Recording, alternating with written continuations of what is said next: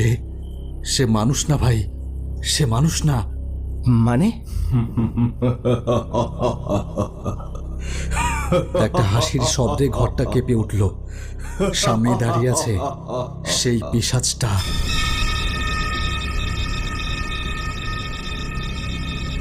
তোদের মতো কিছু ফুড ব্লগারদের জন্যই আজ আমার এই অবস্থা।